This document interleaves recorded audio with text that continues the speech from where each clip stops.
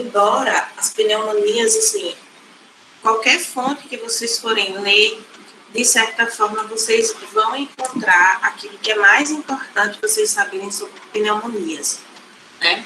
Então, aqui a gente vai apresentar uma forma prática, né, de conseguir fazer esse diagnóstico e fazer o tratamento das pneumonias, né? Como que você vai avaliar e tratar as pneumonias.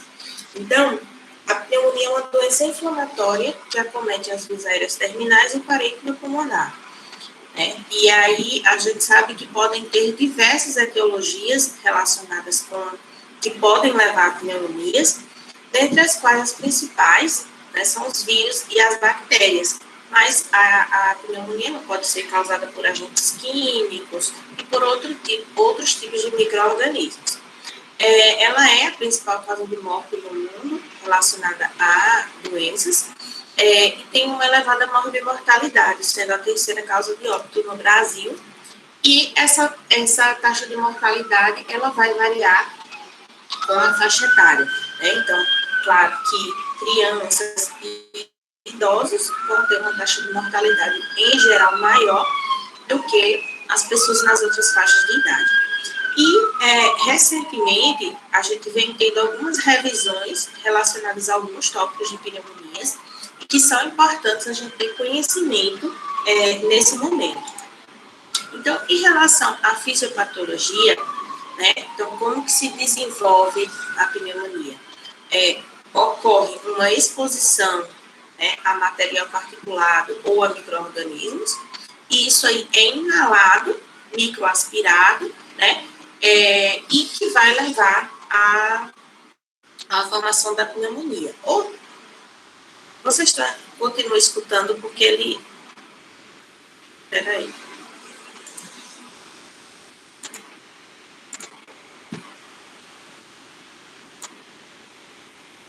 Continua escutando?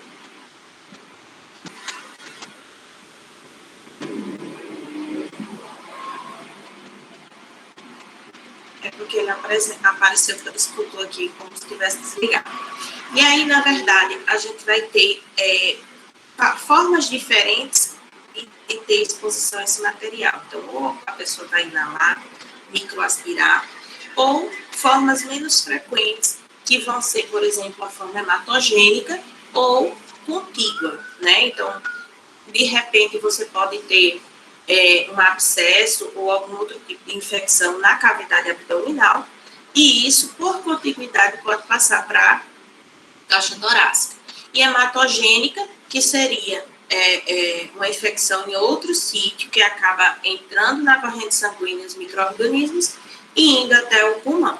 Mas as principais causas vão ser através da inalação do agente ou através de microaspiração. E aí, como que vai ocorrer? Vai ocorrer um defeito nas defesas, né, do hospedeiro e a exposição a esse micro-organismo que vai ser virulento, ou então, quando vai ter uma grande carga de algum tipo de inóculo, né? E isso aí vai levar ao desenvolvimento de uma reação inflamatória e a gente vai ter graus variáveis de acometimento a depender do patógeno e do tempo de evolução. Claro que existem patógenos que vão levar a uma maior gravidade e claro que quanto mais tempo passa desde o início da infecção até o tempo que você vai tratar, essa infecção pode ficar mais grave, pode ficar mais extensa, né? Então, aqui a gente tem a exposição ao patógeno, ocorrendo uma falha nas defesas, né? Tanto a defesa mecânica, que seria a tosse, né? As pregas vocais, a tosse, né? Uma defesa humoral, a defesa humoral e a defesa celular.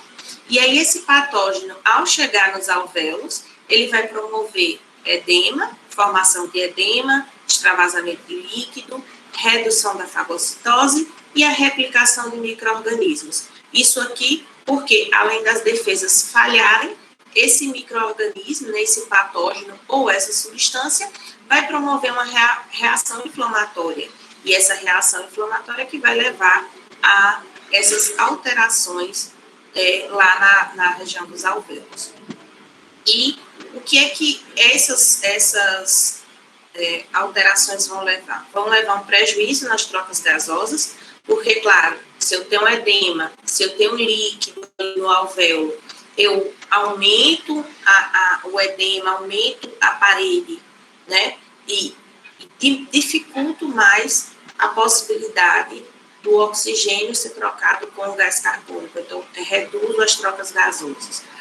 Eu posso ter uma destruição do parênquima, uma formação de necrose. Então, nos casos mais graves, pode haver essa destruição do parênquima, pode haver a necrose tecidual. E, além disso, né, eu também posso ter a propagação do processo por contiguidade, formando um derrame pleural e um empiema.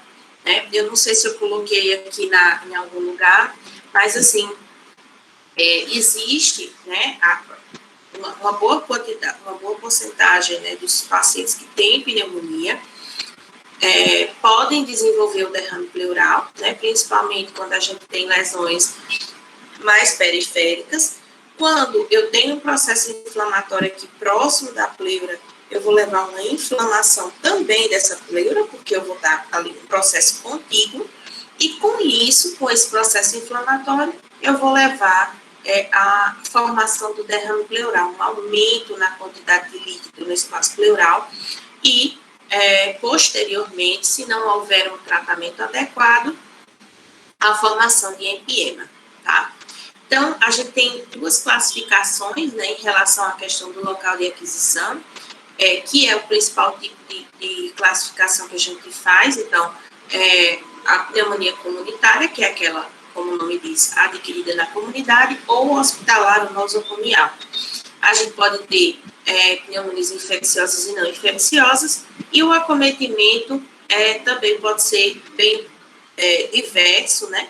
Mas aqui a gente só diferencia mesmo, ou seja, o que a gente consegue diferenciar muito bem é a pneumonia lobar, no sentido que quando ela acomete, né, um lobo inteiro, né? Então, existem alguns quadros em que você consegue definir bem aqui a questão do acometimento no lobo, né? E aí você pode ter um infiltrado intersticial, que seria alguma coisa mais localizada, broncopneumonia, quando você tem lesões mais relacionadas, né, às extremidades dos brônquios principais, né? E você também pode ter a formação de derrame pleural e abscesso associados. Com relação aos agentes etiológicos, né, a gente, como eu falei no início, a gente tem diversos tipos de agentes. Então, a gente tem agentes bacterianos, virais, fúngicos, pode ter muito menos frequentemente protozoários, helmintos, e as causas não infecciosas de pneumonia, como as causas alérgicas, né, que são possíveis, aspiração, que é uma causa também relativamente frequente, porque vai depender do grupo populacional e dos fatores de risco. Neoplásica, então a neoplasia ela pode levar à formação de uma pneumonia, principalmente quando ela faz uma oclusão brônquica, e aí pode haver uma pneumonia pós-obstrutiva, por exemplo. Mas voltando aqui para as causas infecciosas, a gente destaca principalmente entre as causas bacterianas, pneumococo, Staphylococcus aureus, né, Klebsiella, hemófilos, enfim, a gente tem uma diversidade de bactérias causadoras de pneumonia. As causas virais, então a influenza é o principal vírus, né, que leva à pneumonia. Agora, a gente tem, vai colocar aqui como uma causa muito frequente o COVID, né? Que é um vírus que também leva à formação de pneumonia. Dentre as causas fúngicas, a gente destaca aqui o pneumocistis, né? Que acomete principalmente pacientes com imunossupressão. Em relação à definição propriamente de pneumonia adquirida na comunidade, é aquela que vai cometer o indivíduo fora do ambiente hospitalar ou que vai se manifestar em até 48 horas da admissão desse paciente dentro do hospital, tá? Então, essa parte aqui, esse quadrinho, ele é bastante importante para que a gente possa pensar em relação à gravidade dos pacientes. Então, aqui nesse quadro, né, que está lá nas diretrizes que eu vou enviar para vocês, embora se vocês forem ler, né, vocês vão estudar pneumonia por qualquer tipo de fonte, vocês vão ver que eles sempre colocam essa divisão, né? Quais são os principais agentes implicados em cada tipo de pneumonia? O pneumococo, né, está aqui em cima, no topo, e todos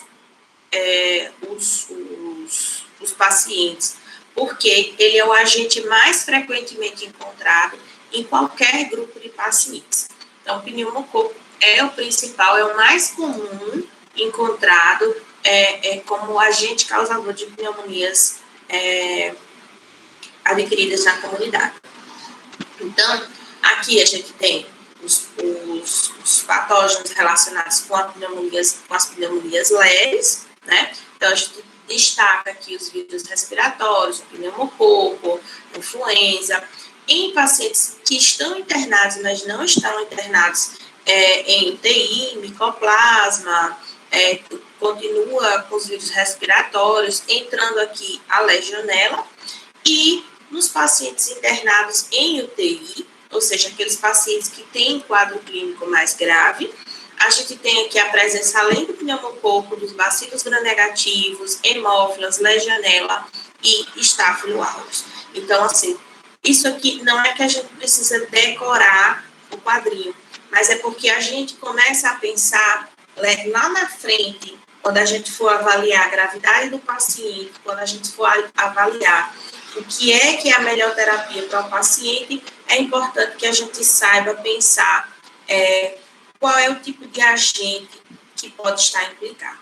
Então, o quadro clínico de pneumonia, em geral, né, não é um quadro clínico difícil para a gente ficar confuso na hora de tentar diagnosticar.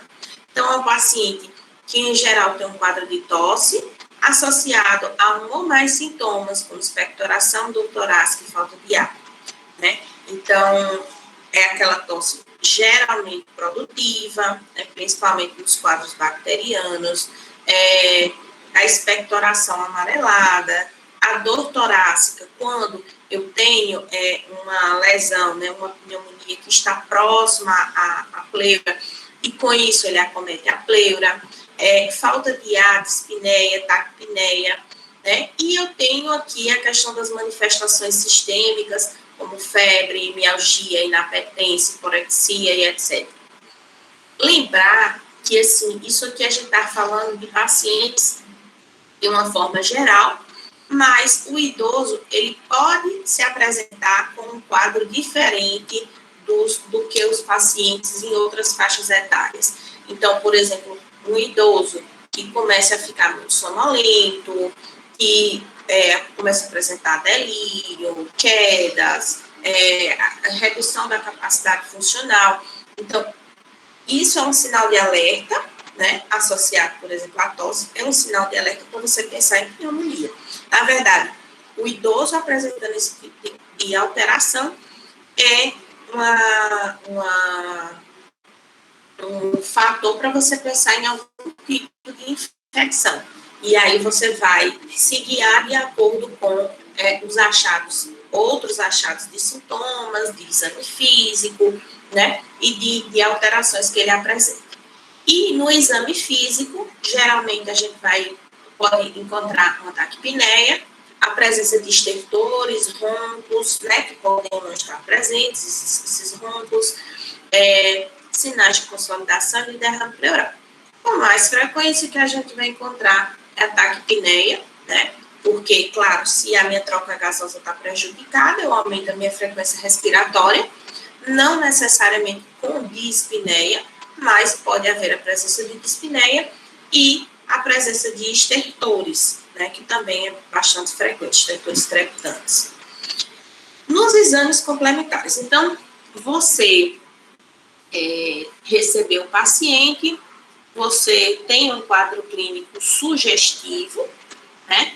É obrigatório você fazer exame complementar? Não necessariamente. Às vezes você vai estar na sua unidade básica de saúde e com os achados que você teve ali, você já poderia dar um diagnóstico. Mas, diante da possibilidade de realizar exames complementares, né, a gente tem alguns exames que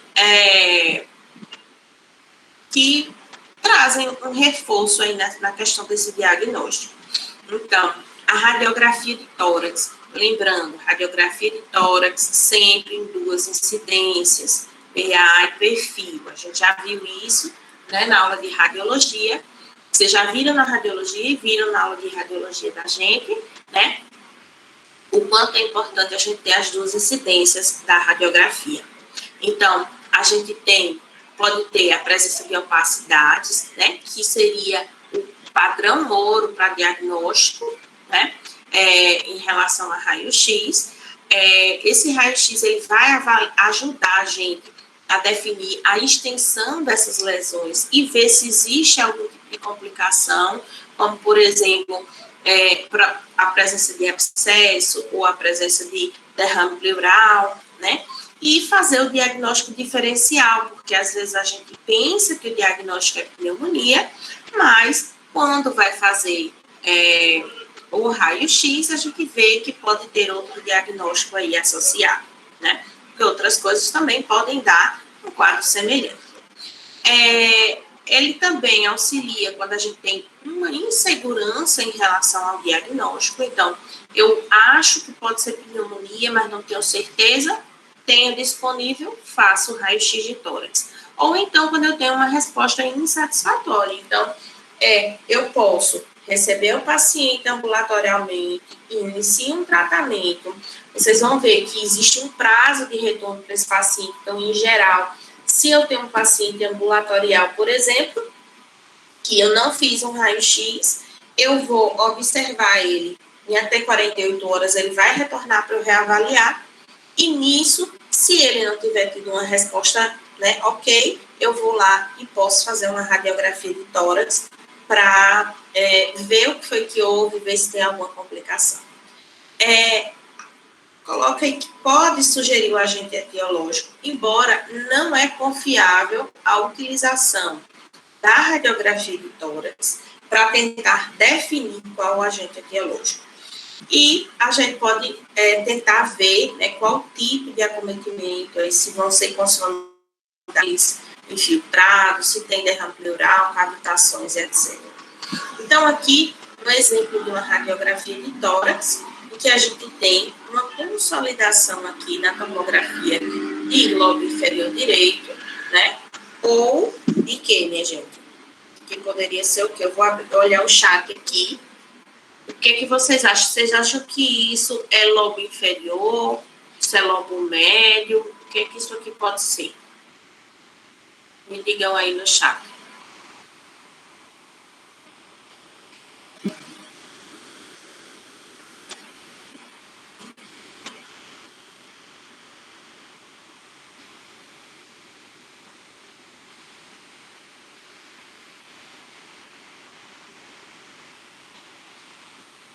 Quem acha que é médio, por que acha que é médio? Quem acha que é inferior, por que acha que é inferior? Inferior, acho que porque está naquela parte mais inferior, realmente, do hemitórax. Mas aí, por que pensar que é médio? Tem aqui a questão do sinal da silhueta, com borda cardíaca, isso mesmo. Então, assim, o ideal era a gente ter um perfil, né, para a gente avaliar melhor. Porém, quando a gente olha aqui, a gente não tem a silhueta cardíaca, então talvez esse acometimento aqui seja de lobo médio, né? Então, aqui a gente tem uma consolidação no lobo médio, assim, forçando aqui, talvez o seio costofrênico esteja livre, né? Mas realmente não dá para ter uma certeza, porque tem essa opacidade de toda essa região inferior do hemitórax direito. Aqui, a gente tem um infiltrado intersticial bilateral, né? E aí dá para a gente fazer diagnósticos diferenciais. Inclusive, alguém está vendo alguma outra alteração nessa imagem? Olhem a imagem e escrevam aí se vocês estão vendo. Né? Então, tem infiltrado, não sei se seria realmente intersticial, mas enfim, é um infiltrado bilateral, né? Mas vocês estão vendo alguma outra alteração aí?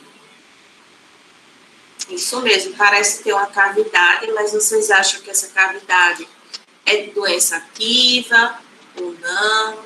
Aqui, ó, bem aqui, para quem não viu, parece ter uma cavidade. Parece ter, né? Tô olhando aqui, aparentemente. Vocês acham que poderia ser uma tuberculose? Ah, não, aí é o contrário, né? Normalmente, quando a gente tem doença ativa, as paredes são mais grossas. E na doença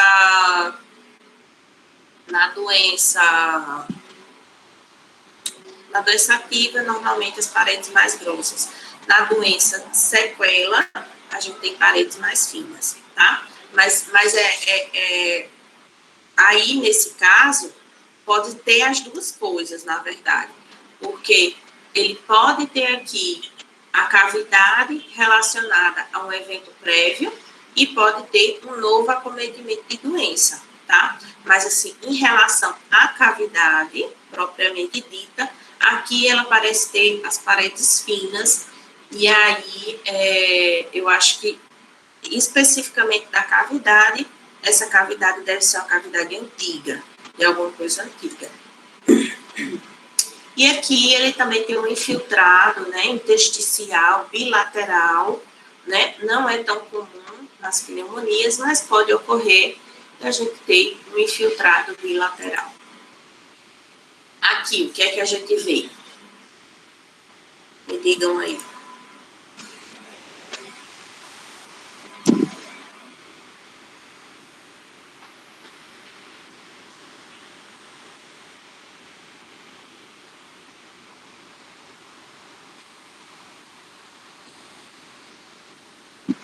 Pode ter empiema, sim.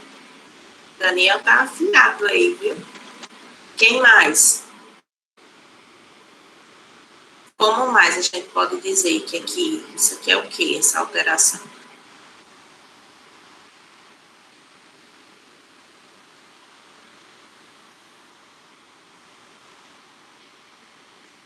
Consolidação. Talvez tenha um pouco de consolidação aqui nessa região, mas na verdade ele está mais para infiltrado. Mas aqui, né, o que a gente vê nessa região?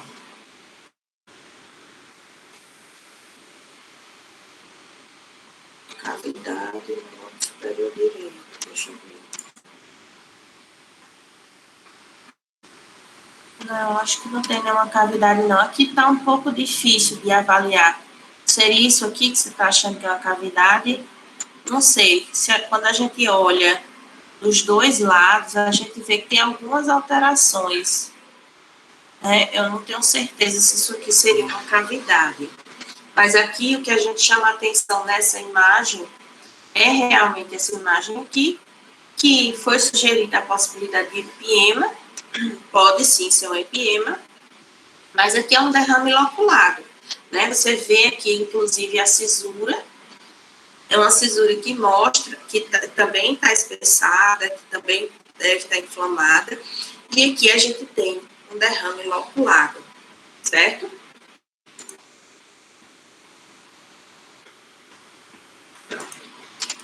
Nessa imagem aqui, né, a gente tem uma consolidação lobar. Vocês percebem que aqui ela está desenhando bem direitinho o lobo, né? Não dá para definir bem aqui por conta da lobo, só tem essa imagem.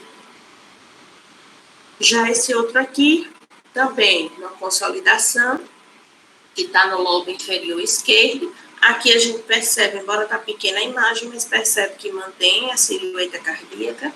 E no perfil, a gente vê que a lesão está localizada no lobo inferior esquerdo. E aqui, tem alguma alteração? Não tem.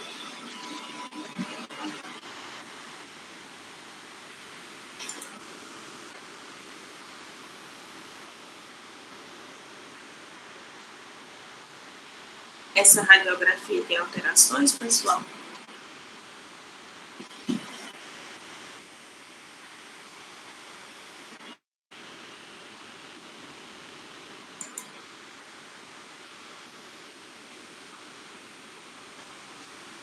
Tem mais alguém aí? Só o Daniel está respondendo.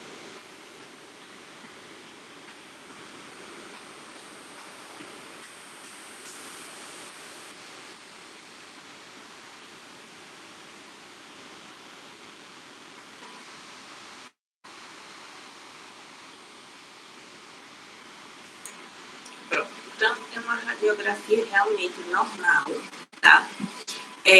Eu vou chamar a atenção duas coisas para vocês, tá? O que é isso aqui? Isso vem aqui.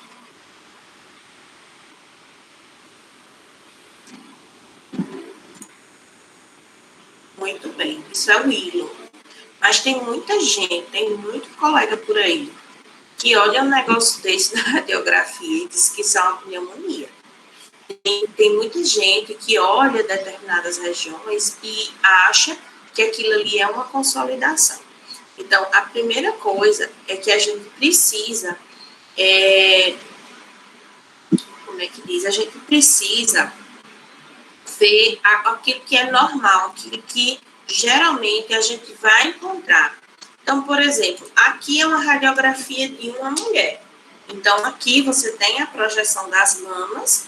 Obviamente que nessa projeção das mamas vai ter uma transparência um pouco menor, mas claro que essa transparência menor é pela quantidade de tecido que está interposto, né? Tanto que aqui embaixo você percebe que já está mais claro, mais radiotransparente. E a questão dos hilos. Então, lembrem sempre que existe a região hilar. Aqui, essa região, aqui está indo para o lobo superior e aqui está indo para o inferior. Então, isso tudo aqui ainda faz parte do hilo. Isso tudo aqui é hilo pulmonar, né? A gente tem que se preocupar quando essas estruturas elas estão maiores, né? Quando elas estão mais fortes, com uma densidade, né? Com uma transparência muito reduzida. Então, a gente começa a pensar se tem alteração. Mas não esqueçam que existe aquele hilo e que nessa região dos hilos ocorre uma redução de transparência. Ainda em relação a outros exames complementares, a gente tem a ultrassom de tórax, né, que é mais sensível, mas é mais utilizada, né, assim, tem uma utilidade maior em gestante, pessoas restritas ao leito, mas, assim, geralmente a ultrassom, ela acaba sendo reservada mesmo para pessoas que a gente suspeita de ter complicações e que a gente queira guiar a punção. Então, por exemplo, a gente tem um derrame loculado, a gente utiliza a ultrassom para tentar localizar qual o melhor local de punção, tá? A tomografia é um método mais sensível de todos, ela, de preferência, todos os imunossuprimidos, o ideal seria realizar, porque auxilia, assim, quando o paciente tiver as condições de fazê-lo, principalmente para a gente ver melhor qual tipo de padrão que está ali e fazer os diagnósticos diferenciais, né? E também quando eu tenho quadros que eu suspeito de infecção fúngica, para realizar diagnóstico diferencial, pacientes que também não tiveram uma resposta satisfatória ao tratamento inicial. Em relação, né, à investigação etiológica, né, geralmente a gente deixa para investigar para tentar saber o agente etiológico para aqueles pacientes que têm uma PAC grave, ou seja, aqueles pacientes que foram internados em UTI. Ou então, aqueles pacientes que não tiveram uma boa resposta a uma terapia inicial. Então, por exemplo, paciente que está na unidade básica de saúde, em geral, não precisa estar pedindo exames para ele. É um paciente que eu vou tratar numa enfermaria. Eu posso pedir alguns exames, mas não necessariamente eu vou atrás de qual agente etiológico que levou àquela pneumonia. Tá? Então, investigação etiológica, que seria, por exemplo, pedir testes especiais e pedir culturas, seriam para pacientes com pneumonia grave.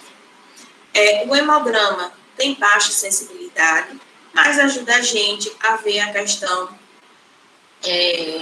dos leucócitos. Geralmente nas pneumonias, principalmente bacterianas, a gente tem uma tendência a ter uma leucocitose e a desvio, ou seja, a formação de bastões de células mais imaturas. A gente pode ter, né, uma elevação dos níveis de ureia no sangue. Isso é significativo quando ela alcança mais de 65, e isso se correlaciona também com a maior gravidade do quadro. Né? A gente vai ver que a ureia ela faz parte de alguns scores de avaliação de gravidade. Né?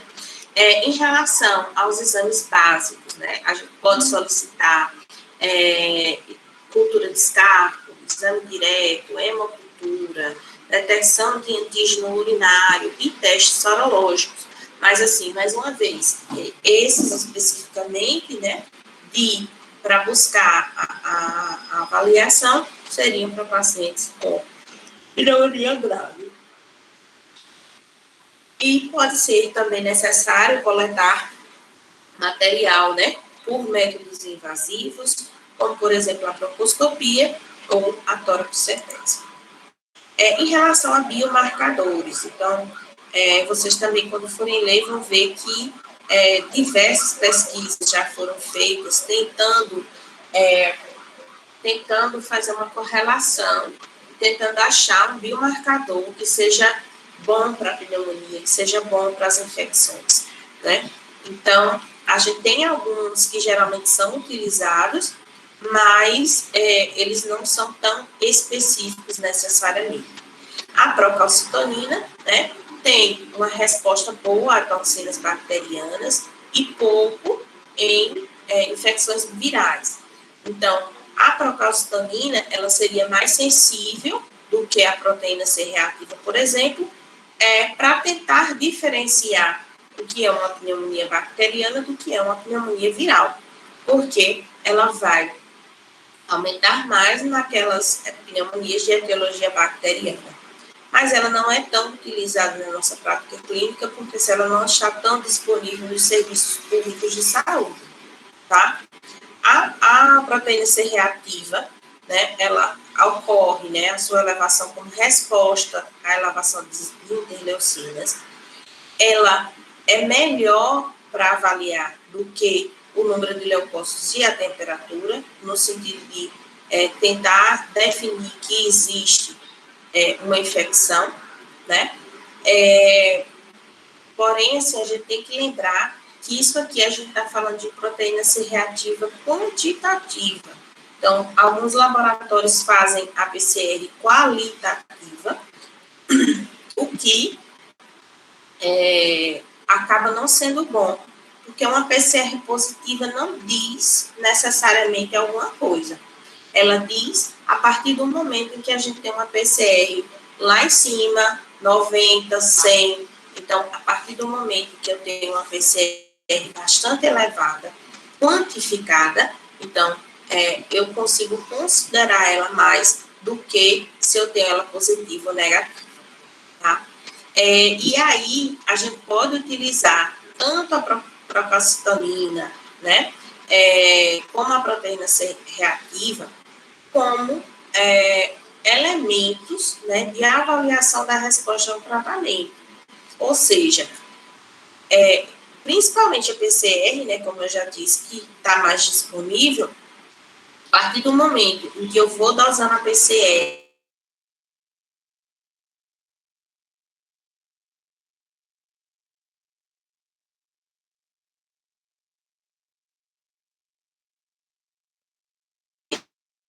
desse paciente sequencialmente, se eu que está vendo uma boa resposta. E no terceiro dia, eu não tive uma PCR terapia. Em relação à avaliação de gravidade, essa parte é bastante importante, gente. A avaliação de gravidade, tá? Porque isso aqui se reflete diretamente na prática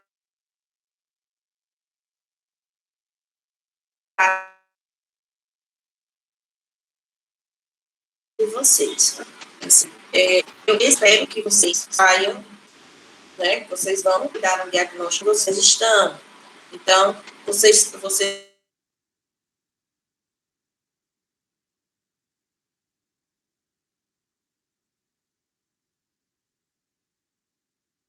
então, primeiro, dar o diagnóstico, que a gente já viu como dar o diagnóstico, né? Basicamente é um diagnóstico clínico, mas que você pode contar com o auxílio de exames complementares. Agora, após o diagnóstico, eu preciso fazer a avaliação de gravidade desse paciente. Então, por que fazer a avaliação de gravidade? Porque a partir do momento que eu defino a gravidade, eu defino qual o local de tratamento desse paciente.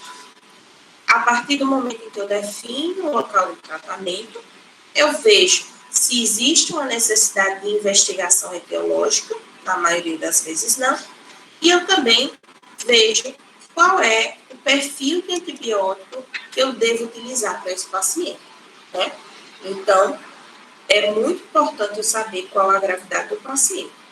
E para que eu saiba a gravidade, existem scores que auxiliam a gente a predizer qual o risco de morte, né? E aí os principais são o PSI e o CURB-65, tá?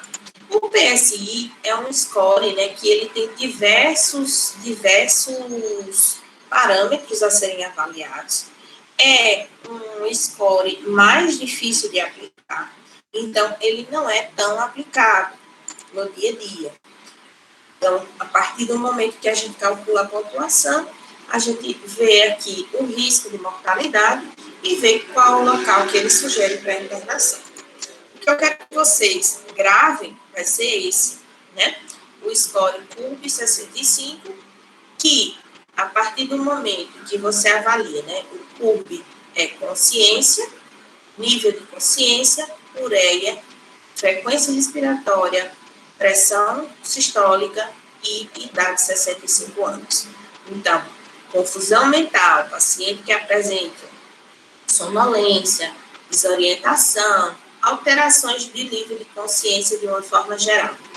Ureia acima de 50, frequência respiratória maior ou igual a 30 inspirações por minuto, pressão sistólica abaixo de 90 ou diastólica abaixo de 60. E idade maior ou igual a 65 anos. Então, esses 5 critérios aqui, que a gente vai ver, inclusive, que podem ser 4 critérios, né? Então, a avaliação desses critérios, a partir do momento que eu tenho 0 ou 1 ponto, então, esse paciente, em geral, vai fazer um tratamento ambulatorial. O paciente que tem 2 pontos vai fazer um tratamento hospitalar. E o paciente que tem 3 ou mais pontos tem uma mortalidade bastante elevada. Então, em geral, esse paciente, ele é um paciente que vai precisar ser internado, né? E 4 ou 5 pontos vai ser internado em UTI, né? E aí, por que eu falei que esse score é simplificado? Porque nem sempre a gente tem a ureia disponível. Se você está numa unidade básica, você não tem ureia disponível para você dosar ali e, de repente, sair o resultado. Então, já foi feita uma correlação e existe uma confiabilidade de você utilizar o score CRB-65 para definir gravidade e local de tratamento das pneumonias. Então, paciente sem nenhuma pontuação tem uma baixa mortalidade e faz um tratamento ambulatorial.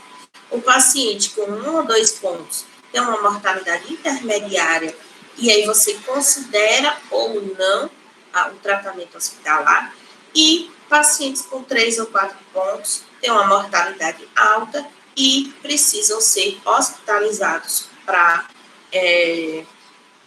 fazerem o tratamento, tá?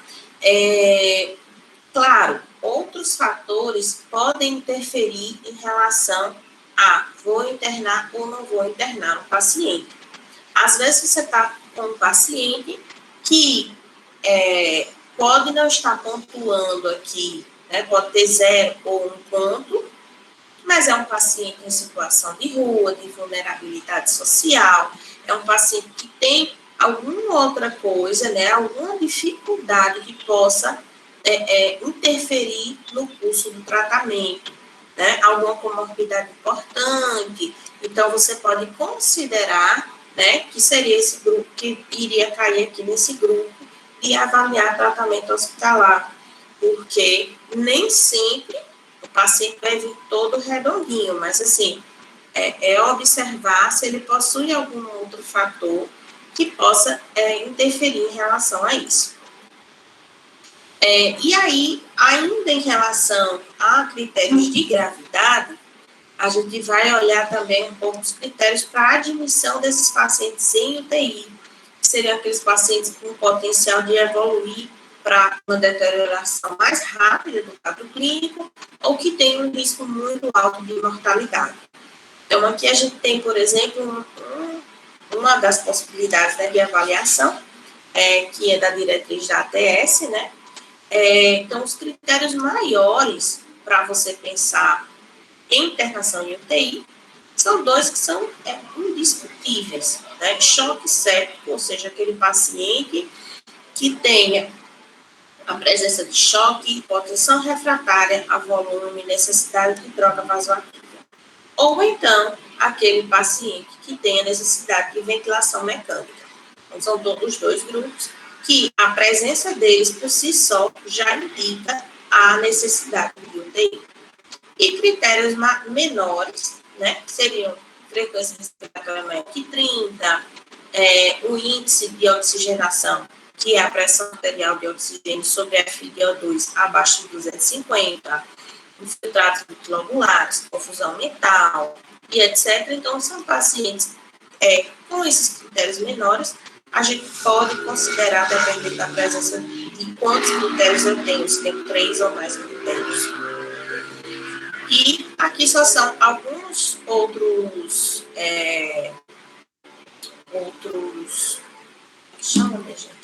scores, né, para a gente avaliar, mas basicamente a gente tem mais ou menos as mesmas indicações, né? As indicações mais importantes, mais fáceis para vocês fixarem são essas aqui, tá?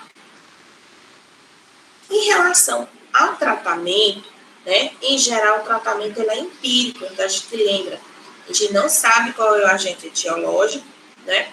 Mas a gente sabe qual que é o mais provável. Com base em quê? No local do tratamento. Aí é onde a gente lembra daquele quadrinho lá no começo. Então, eu avalio a gravidade, eu vejo onde esse paciente vai se tratar. Se eu vejo onde ele vai se tratar, eu lembro de quais são os tipos de patógenos mais frequentes naqueles pacientes daquele local de tratamento, tá? E aí eu preciso fazer um contrabalanço em relação à eficácia do antibiótico e aos fatores de risco para resistência que, porventura, aquele paciente possa ter.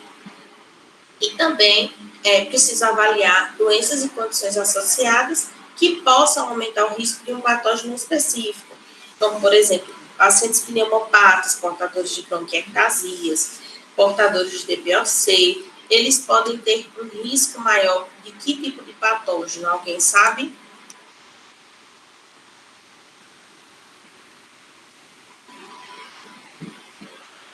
Deixa que eu responda essa pergunta, Daniel. Então, o pneumococo é o principal agente em todos os grupos, certo?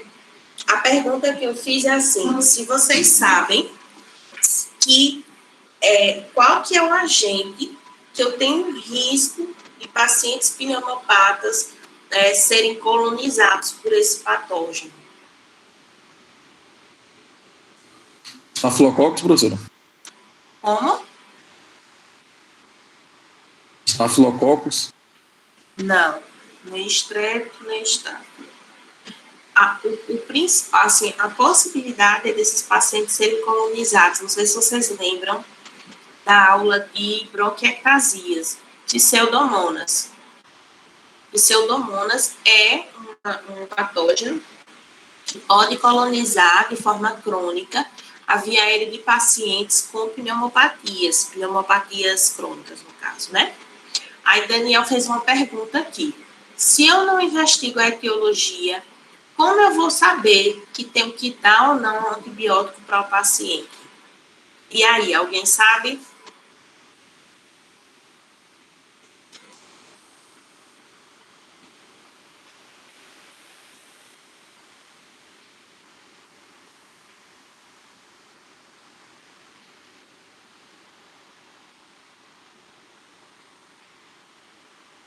Ninguém? Então, na verdade, a etiologia que eu quis falar ali foi etiologia no sentido de saber qual tipo de bactéria especificamente, ou se é viral, tá? O que é que acontece? De uma forma geral, né, a partir da história do paciente, eu posso pensar, por exemplo, esse paciente estava em casa, ele começou a tossir, ele começou a ficar caído, deu febre, deu isso, deu aquilo. E assim, há inclusive uma outra coisa que eu não falei para vocês, né? Há inclusive a possibilidade desse paciente ter tido uma pneumonia viral e essa pneumonia viral evoluir para uma pneumonia bacteriana. Por isso, existem casos de pacientes que muitas vezes dizem, eu gripei, eu estava gripado. Igual acontece agora com o Covid, né? Eu estava gripado e agora eu estou assim, depois eu piorei. Então, assim, inclusive pode começar como um quadro gripal. Então, com frequência pode ocorrer de uma pneumonia viral acabar complicando com uma pneumonia bacteriana associada, né? Então, muitas vezes a PAC, no sentido da pneumonia bacteriana, antes ela foi qual o quadro clínico gripal, IVAS, para de pneumonia. Pronto. Porque, assim, na verdade, tanto as síndromes gripais, de uma forma geral, tá? Elas podem acometer mais a via aérea superior. Então, o quadro clássico de resfriado, né? Que é... Eu acho que eu estou complementando a outra resposta também, tá? Eu vou fazer as duas respostas aqui. Então, o quadro de IVAS, né? No caso, IVAS quer dizer infecção de via aérea superior e vai estar só nessa região superior. Então, coriza, espirros, congestão nasal, lacrimejamento, todos aqueles sintomas relacionados à via aérea superior que a gente vê no quadro de resfriado. Quando eu penso em gripe, que é a infecção pela influenza, pelo vírus influenza, já é diferente do resfriado, tá? O resfriado, ele é um quadro mais leve. Então, você tem esses sintomas, mas você não tem aquela queda do estado geral, tá? Já na gripe propriamente dita, você tem um paciente que já vai ter um comprometimento do estado geral, pode ter mialgia, pode ter febre, aquela moleza mais intensa, igual a gente está vendo no Covid agora, né? São pacientes que ficam mais debilitados e essa infecção pela influenza, ela pode ou não acometer o pulmão, né? Ela pode ou não acometer o pulmão. Como assim o Covid? O Covid pode ou não levar a um acometimento pulmonar. Ele pode acometer só a vieira superior e mais sistêmico, no caso, mas não necessariamente levar a uma pneumonia, tá? Então, nem todo mundo que tem Covid, nem todo mundo que tem gripe, necessariamente vai ter um acometimento pulmonar. Isso aí vai depender muito da questão das defesas do organismo. Porque, claro, o vírus está aqui na via aérea superior. Então, ele vai ser aspirado. Na hora que eu respirar, eu vou ter esse vírus indo para o pulmão. Mas se isso vai causar uma pneumonia viral ou não, isso aí vai depender da defesa do indivíduo. Certo? Eu respondi essa pergunta do quadro gripal, Ivas. Então, a pneumonia ocorre quando esse patógeno, que pode ser o vírus, que pode ser a bactéria, que pode ser outra coisa, ela entra em contato lá nos alvéolos e ela promove uma reação inflamatória. Ela promove essa inflamação lá nos alvéolos. Então, virou uma pneumonia, né? Enquanto ela está só na via aérea superior, ou enquanto ela está via aérea superior e efeitos sistêmicos, ela ainda não vai ser a diferença clínica para ver se está tendo pneumonia e não só gripe. Então, no caso, você vai ter que ir juntando os elementos, né? Porque aí, no caso, quando o paciente tem pneumonia, né, a tosse talvez ela seja mais intensa, a questão da alteração, né, da frequência respiratória, alteração na ausculta respiratória, você pode ter também, eu acho que mais para que você vá fazer a avaliação mesmo do tórax, porque você vai ter que fazer uma avaliação do tórax, né, para você tentar diferenciar uma coisa da outra. Mas, geralmente, o paciente vai ter dispneia, vai ter taquipneia, desconforto, dor torácica, alguma coisa, algum sintoma que vai fazer você pensar que tem um acometimento pulmonar também. Imagina, muitos de vocês já tiveram resfriado aí, muitos não, todos já tiveram resfriado, vocês sabem como é um resfriado, e às vezes vocês já tiveram uma gripe mais forte. Isso não necessariamente levou a uma pneumonia, né?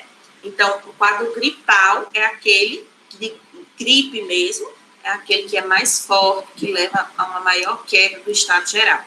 E ele leva a pneumonia quando tem um comprometimento pulmonar, e aí o paciente vai ter uma piora da tosse, vai ter dispneia, vai ter taquipneia, vai ter dor torácica, vai ter outros sintomas para você pensar no acometimento pulmonar, e aí no exame físico vai ter alterações, na radiografia vai ter alterações, né? E complementando a resposta anterior, né? Então, você não vai necessariamente ver a etiologia, porque, por exemplo, se você tem uma pneumonia viral, certo? Você vai ter um quadro de uma determinada forma. Agora, por exemplo, a gente está numa pandemia de Covid. Então, a grande maioria dos pacientes que chegam com um quadro de febre, de tosse, né, de dor no corpo, e etc., a gente está encaminhando ao pensamento de ser uma pneumonia viral, porque a epidemiologia no momento é essa, tá? Mas não necessariamente a gente precisa fazer antibiótico para esse paciente, né? Então, por exemplo, os pacientes que chegam para mim com antibiótico, a grande maioria tira esse antibiótico. Não existe indicação da gente estar fazendo, por exemplo, azitromicina com um paciente com Covid. Essa indicação, ela vai depender depois da evolução.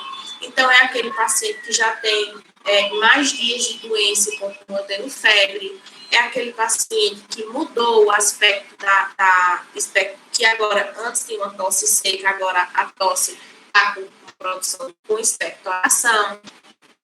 É um paciente que o aspecto radiológico também modificou. Então, a gente sabe que o aspecto radiológico da pneumonia viral, que não é exclusiva do Covid, gente. Então, a pneumonia viral tem aquele aspecto de acometimento em vidro fosco, ou de padrão de pavimentação em mosaico, vidro fosco perimbroncovascular, periférico, enfim, o acometimento de pneumonia viral, e que depois começa a ter consolidações, broncograma aérea, etc. Isso aí a gente vai pensar na possibilidade de ter uma pneumonia bacteriana associada, tá? Ou então, só um minuto.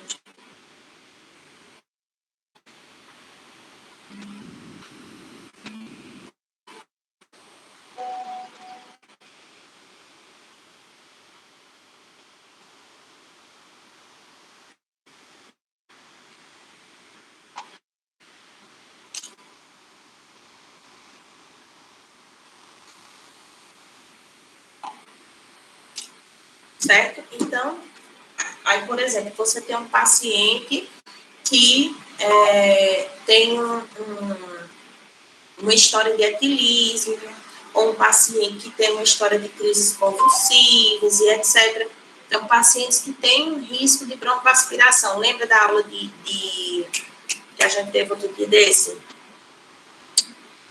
Meu Deus, eu falei agora o nome. De abscesso pulmonar.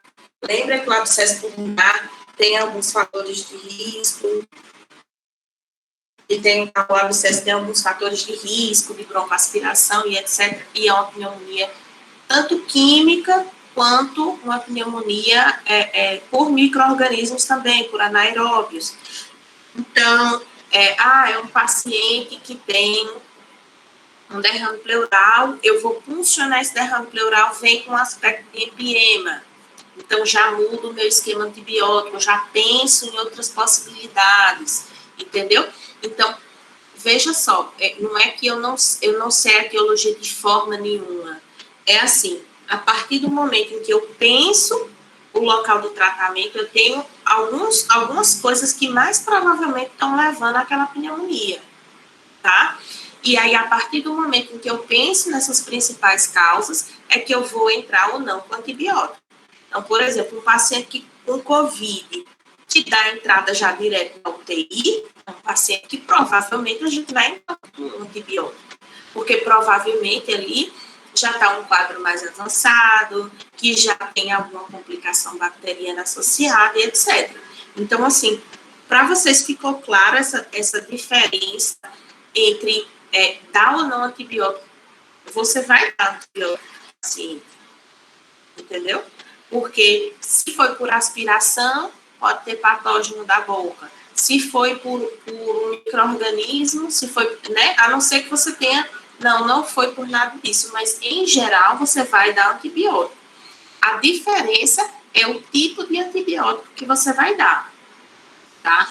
Fora que pesquisa de culturas, a positividade, a sensibilidade dela é muito baixa para dar esse diagnóstico de etiologia em pacientes com diagnóstico de PAC.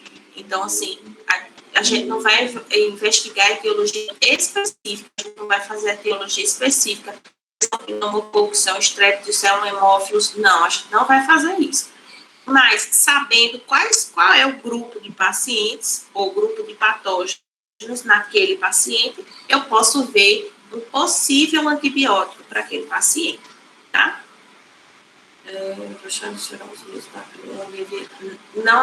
Não.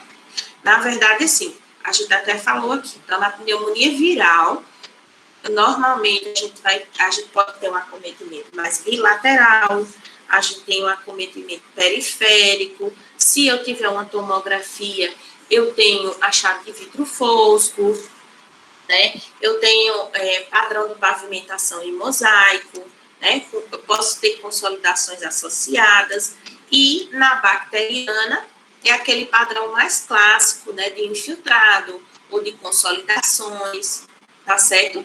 Derrame pleural pode ter nas duas, tá certo? Então, assim, às vezes é um pouco difícil.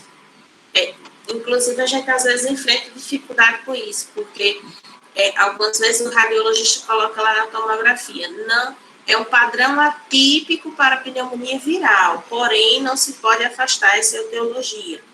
Então, assim, a gente pensa que o vidro fosco é um fator, é um achado radiológico que acaba levando a gente a pensar na pneumonia viral, mas não ele não é patognomônico e não necessariamente a bactéria não vai ter vidro fosco, tá? Mas é mais ou menos isso.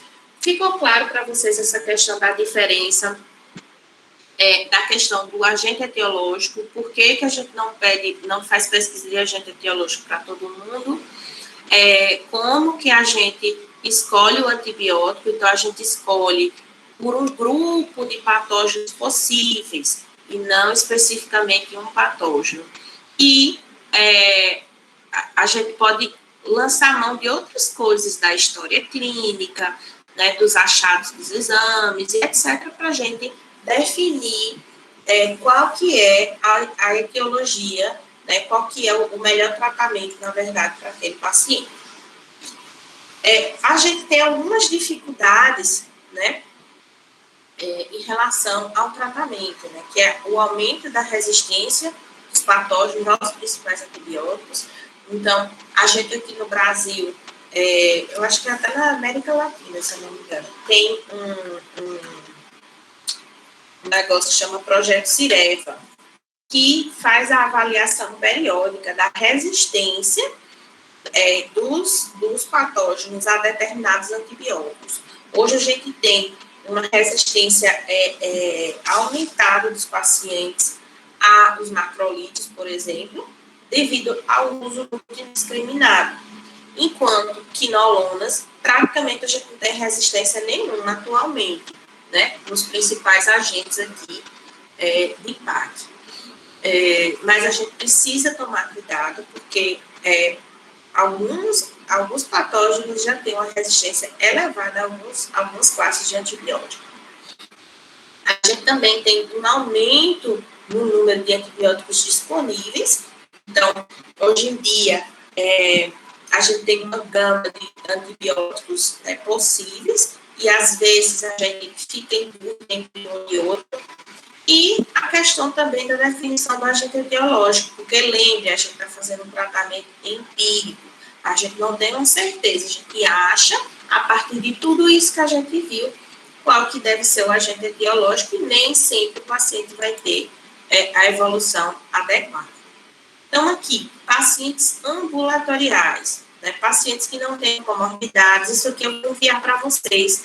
É um documento novo, né, da Sociedade Brasileira de Pneumologia, de 2018, que faz a indicação dos locais de tratamento, quais tratamentos são mais adequados. Então, os pacientes que não têm comorbidades, que não têm uso recente de antibiótico, que não têm fator de risco para resistência e que não têm alergias, a escolha é amox ou amoxiclavulanato, ou macrolides, como azitro ou claritromicina, né?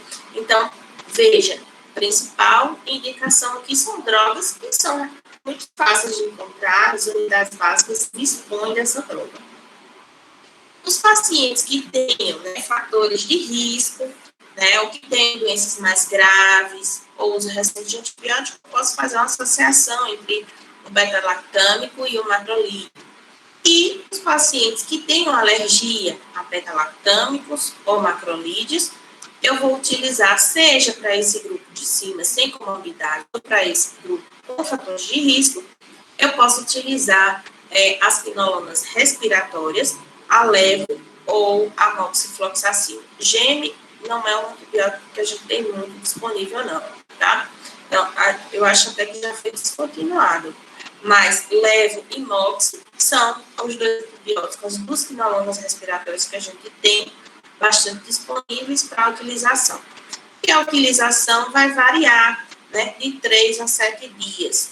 Lembrar, em geral, a azitromicina, né, é um macrolídeo que a gente utiliza muito. Em geral, 3 dias de tratamento já são suficientes para tratar um paciente com uma PAC, tá? Não precisa fazer necessariamente 5 dias de tratamento. Os outros antibióticos, em geral, 7 dias, e a As quinolonas respiratórias, dependendo da dosagem, vão fazer 5 a 7 dias. Minha gente, levofloxacina, inclusive, tem uma apresentação de 750 miligramas, que é justamente a apresentação que a gente geralmente faz 5 dias. Tem colega que faz 10 dias de leve, e assim, fico me perguntando de onde tira, mas tudo bem. Então, 5 a 7 dias, dependendo da apresentação aqui do antibiótico. Pacientes internados que não têm uma gravidade maior, que estão em enfermaria. Então, esses pacientes, a gente geralmente trata com cefalosporina de terceira. A maior parte das vezes, vocês vão ver que o mais disponível nos nossos serviços é a ceftriaxona. Sendo que a gente também pode utilizar a sulbactam associada ao macrolídeo, ou essa mesma cefalosporina de terceira, ou amox mais ácido clavulanato. Ou amoxicilina mais ácido clavulanato. Ou a gente pode usar uma quinolona respiratória. Ou seja, em geral, eu posso utilizar qualquer uma dessas aqui, certo? Qualquer uma dessas opções para o paciente que esteja internado, né? Geralmente a pessoa vai fazer um antibiótico venoso, né? Justamente por algum tipo de alteração que esse paciente vem apresentando e que vai facilitar, no caso, o seu tratamento, vai ser um tratamento mais eficaz. Para pacientes que estejam internados em UTI, a gente tem as mesmas cefalosporinas de terceira geração, ou o sulbactam associado a um macrolídeo, ou associado a uma quinolona respiratória. Então, aqui, você realmente, no tratamento da UTI, você já vai fazer a associação necessariamente, ou com o macrolídeo, ou com a quinolona respiratória. Aí aqui, acaba sendo uma coisa que a gente vai discutir um pouco em relação a essa questão do tratamento, porque, assim, alguns estudos mais novos, algumas pessoas têm defendido, na verdade, já na minha residência, um dos meus chefes já defendia muito isso, a questão de duração do tempo duração do antibiótico, duração do antibiótico. Então, assim, eu vou enviar para vocês um estudo recente que vem falar sobre isso, vem falar dos pacientes internados com pneumonia adquirida na comunidade, que utilizaram, né, inclusive, nesse estudo, ele coloca pacientes que foram internados e utilizaram a amoxicilina clavulanato, pacientes que tiveram uma evolução boa, né, no caso, eles começaram a acompanhar após o primeiro dia, se eu não me engano, foi isso, e foram pacientes que foram tratados com a amoxiclavulanato. Então, foram pacientes que tiveram uma alta precoce, né, entre mais ou menos 4 a 5 dias de antibiótico. Então, eu não necessariamente preciso fazer 7 dias de antibiótico ou 10 dias de antibiótico. O que é que vai definir, né, para o paciente que esteja internado em enfermaria? Gente, estou falando do paciente que tem uma gravidade intermediária, tá? Que são um paciente com uma parte intermediária. Então, esse paciente, a depender da evolução, então, foi um paciente que logo no primeiro dia ficou afebril, que melhorou bastante em relação à tosse, melhorou a questão dos parâmetros clínicos, da taquipneia, da dispneia, não tem complicações, não tem derrame pleural associado, então esse paciente é um candidato, a gente ia fazer um tempo menor, uma prescrição menor de antibiótico, justamente na tentativa de evitar essa resistência bacteriana. E a gente pode, né, a depender aqui, né, de alguma coisa específica, né, são muitas coisas, eu não vou ler para a gente não prolongar, mas assim, a depender de agentes específicos ou de culturas que você tenha feito, ou de possibilidades de resistência ou de colonização, você pode fazer antibióticos diferentes, também por tempos prolongados. Então, pacientes que têm bactérias mais resistentes, por exemplo, né, eu posso prolongar a minha terapia antibiótica. E aí aqui que eu já falei, né, que o mínimo seriam 5 dias, paciente que esteja febril e estável por 48 a 72 horas.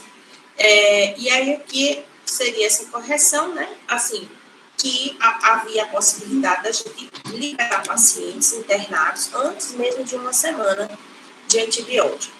Lembrar que a melhora radiológica ela é muito lenta, né? Então, pode ser que em até 2 a 3 semanas eu ainda tenha alguma alteração, e somente com esse tempo eu consigo ter uma melhora completa radiológica, né? Isso vai depender do indivíduo, do grau de acometimento, etc. Tá? E aqui tem alguma coisa um pouco que ainda vem em discussão, que é a questão do uso dos corticoides na pneumonia grave, né? Mas ainda não existe uma definição muito clara sobre se o corticoide sistêmico ele deve ou não ser utilizado nos pacientes em tratamento de pneumonias, né, de PACs. Ele parece mostrar, né, um benefício nos pacientes com PAC grave, porém, ainda é incerto. A gente deve fazer uso, a indicação certa, mesmo é só naquele paciente que está com pneumonia e que também já seja portador de uma pneumopatia crônica. Então, paciente portador de DPOC ou portador de asma, existe a indicação de fazer o corticoide sistêmico por um período. Agora, não para os pacientes de uma forma em geral. Então, tem paciente que procurou numa UPA, numa unidade básica, não precisa você passar prednisona para ele.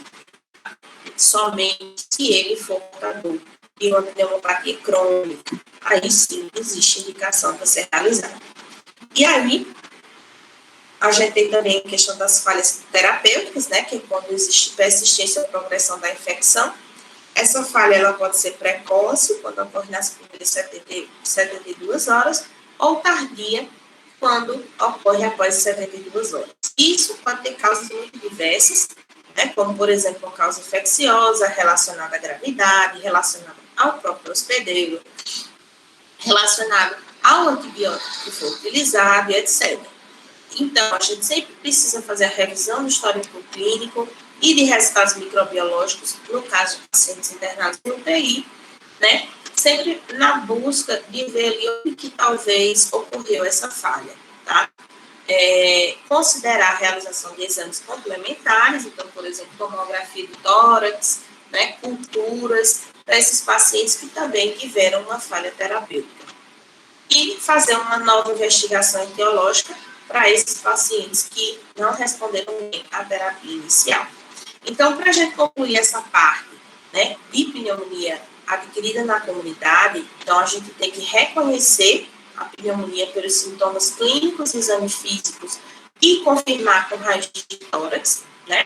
A gente classifica a gravidade baseada naqueles índices estabelecidos, principalmente no CRP 65, trata a pneumonia baseada na classificação que a gente já fez, essa classificação de gravidade, e cuida, né, para que não ocorra uma indução de resistência com esse tratamento, tanto utilizando um antibiótico que seja adequado, né, para aquele grupo de pacientes, quanto evitando o prolongamento não necessário desses antibióticos, tá? Até agora tudo bem, gente? Vamos ver aqui essas técnicas.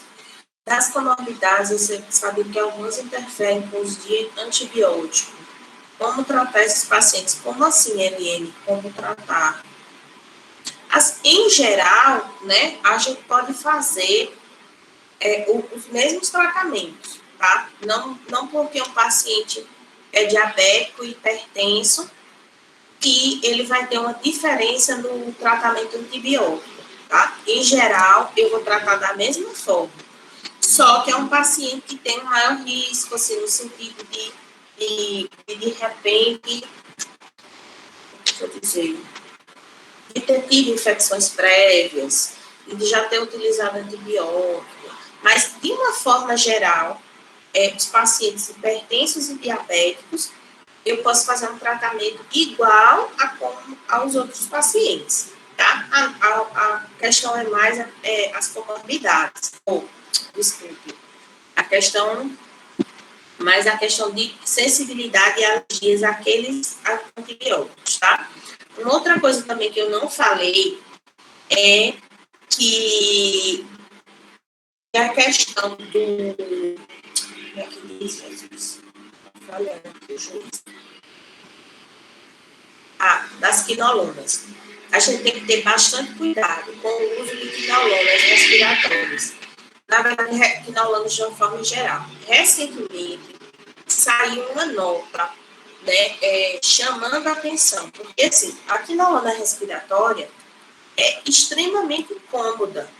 Você dá o antibiótico uma vez por dia, tá ótimo. Imagina, você se tratar de uma pneumonia tomando um comprimidinho por dia. Maravilha, né? Porém, a gente tem que tomar cuidado que as quinolonas respiratórias, elas aumentam os riscos de aneurisma de aorta, dissecção de aorta, de eventos cardiovasculares, naqueles pacientes já com antecedentes cardiovasculares e nos pacientes que sejam mais idosos. E algumas complicações também menos importantes, entre aspas, né? Mas que também são significativas, é ruptura de tendões. Então, existe um relato desse tipo de evento com o uso de quinolonas respiratórias, de forma que eu considero que a gente deve evitar esse tipo de antibiótico em pacientes vozinhos, né? Esse tipo de antibiótico em pacientes que tenham doenças cardiovasculares prévias, porque eu posso estar submetendo esse paciente, então eu estou fazendo um risco aumentado para esse paciente utilizando esse perfil específico de antibiótico, essa classe de antibiótico. Então, eu evito quinolonas respiratórias nesse grupo de pacientes por conta disso, tá? Eu, particularmente, vejo muita gente perceber, mas tendo aí o amoxiclavulanato, gente, até a própria azito, eu faria antes de fazer uma leva, por exemplo, no vizinho, tá? A outra pergunta, eu não posso esperar usar os dados radiológicos para definir alta? Não. Como eu falei, a questão radiológica, ela pode melhorar, mas pode ser que ela demore para melhorar, tá? Então, o mais importante é a clínica do paciente, gente.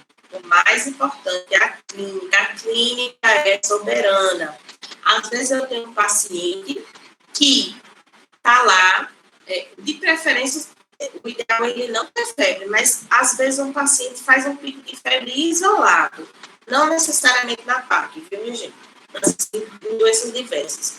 E eu não sei, eu estou tratando uma infecção e eu acho que aquilo ali é de infecção, mas o leucograma está normal, frequência respiratória normal, frequência cardíaca normal, bom estado geral, nível de consciência ok, nível expressório, tudo está normal no paciente.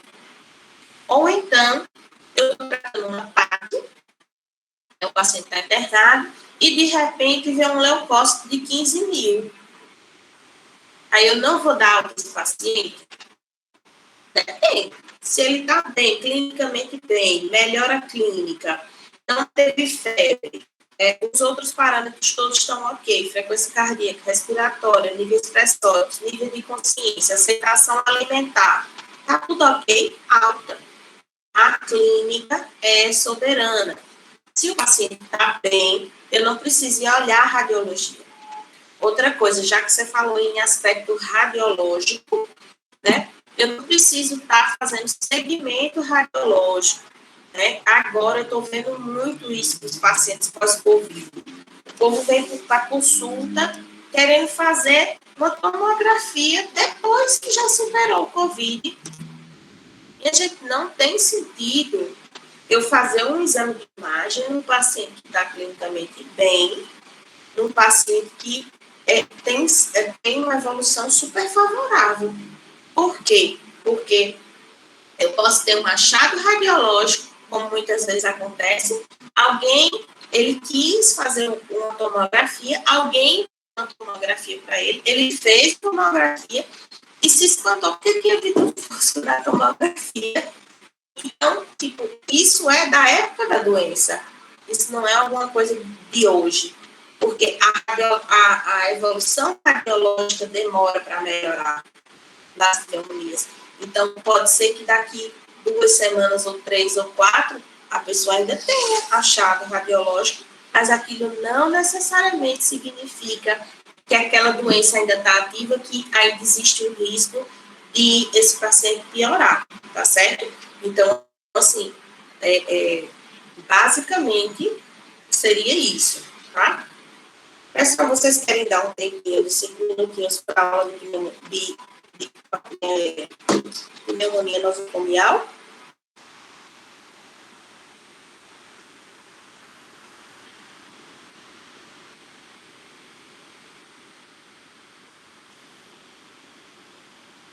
Pronto, 5 minutinhos.